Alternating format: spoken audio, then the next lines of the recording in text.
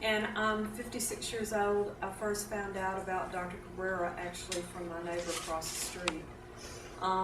She had gastric sleeve surgery on the same day that I did, on June the 12th of this year.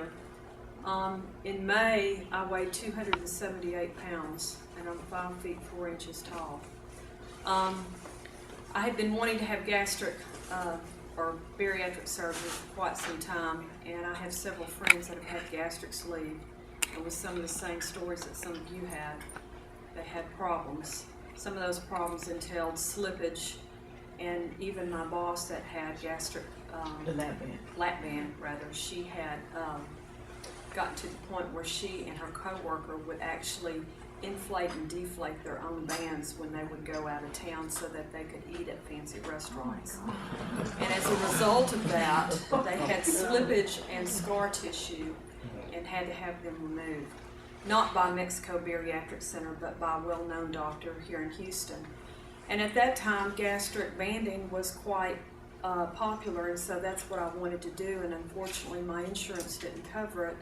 And so I checked into the price of it, and at that time it was around $17,000, and I didn't have the money for that. So my neighbor had a friend that I actually found out later from Orange, Texas, where I live, that had gastric sleeve surgery done by Dr. Cabrera. And so my neighbor's husband came across the street one day to visit me, and she said, my wife's going to have surgery. And I said, what kind? He said, the same thing that you've been wanting to have done. And I said, well, who's going to do it? She can have it done in Houston. And he said, no, she's having it done in Tijuana, Mexico. And so my response initially was, is she crazy? Because my friend is a medical person also. And I had always had fears about Tijuana, Mexico, and in my idea I thought she'll never come back alive. And so in researching Mexico Bariatric Surgery, I looked on the website. This is before the support center, the website was available for online support. I researched Dr. Cabrera, and I actually saw at that time he had done 3,000 surgeries. And I also went on further and looked at Me Doctor Hospital, and had also seen where more or less they were internationally Joint Commission accredited. And so I felt a little bit more comfortable. I was pre-diabetic. My hemoglobin A1C was high. My family doctor wanted to actually put me on diabetic medications. I had been on high blood pressure medicines for 10 years. I have longevity in my family on both sides of the family. I have had at least 4 relatives live past the age of 100. And so in the back of my mind, I thought to myself, I probably won't make it till 60 if I keep on going like I do. My brother's a diabetic, and so I decided that I needed to make a decision what to do. And my neighbor had gone ahead and booked the reservation, paid for her surgery, and she had told me about Cindy Arias. Well, it wasn't until I actually talked on the phone with Cindy Arias that I developed a very emotional bond with her, because she's a nurse too. And in talking with her, and she told me that Dr. Cabrera had done her surgery, that's when I felt a lot more comfortable just from a nurse's standpoint, not just from reading something on a website, but actually from another nurse. And so I decided that I would take the plunge, and I waited to the last minute because I prayed about it quite a bit, trying to decide, should I or shouldn't I, because I have a brother and I have a mother that's 84 years old, and I thought if something happened to me, my brother is not going to help take care of my mother. We have a small family, so I did decide to do it, and I booked my flight 2 weeks prior to my surgery. And of course I had to start the pre-op diet, I believe 14 days before. And that was one of the hardest things that I had to deal with, because I was a Diet Coke person. And when I say Diet Coke, I don't mean I drank 4 a day, but that was my coffee in the morning. And so I went through 4 days of being an absolute bitch, because nobody could deal with me because I had no caffeine. But as the days went by, the easier it got.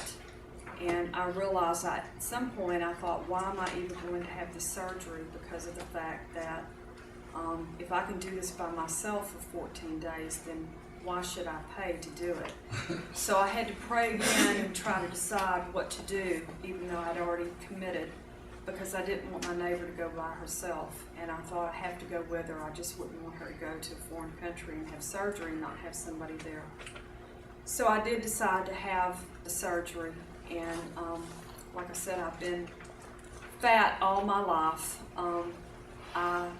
When you're younger, you're called chubby, but the older you get, you're called fat. And I didn't do it so much for cosmetic reasons. That's a plus after the fact.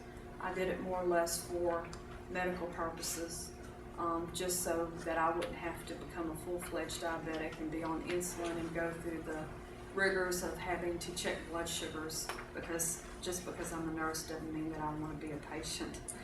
And so I'm glad that I decided to do this, and I thank Dr. Cabrera and Ron Eli and Cindy and everybody else that are there for other people, because it's gotten to the point now where I see many people in the store and shopping and getting out of their car that are obese, and it makes me want to go out and reach out to them, because I feel like it could be a change in their life. And unfortunately, a lot of people can't afford to pay what people in the United States have to pay for this kind of surgery. So I think that it's a very good thing that you have created this fantastic organization that offers support to do things that we need to do. I will say that in some aspects I may not always be compliant, and I will say that part of my post-op instructions was to take it easy and not to do any heavy lifting or strenuous activity. I had a neighbor that had been like a second family member to me that had a massive stroke after shoulder surgery, and that was 3 days after I got back from Mexico. And so I actually helped take care of her at an inpatient hospice until she died. And 3 weeks after my surgery, I was mowing 3 yards a week. My yard, my mother's yard, and some property that belonged to my father, who's now deceased, that I haven't sold. And even though I didn't actually pull the lawnmower to get it started, I had a neighbor do that.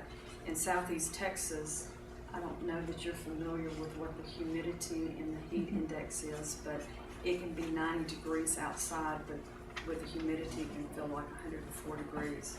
And I had a lot of people that were concerned about me doing that, but I survived, and I'm here today to thank everybody for helping me.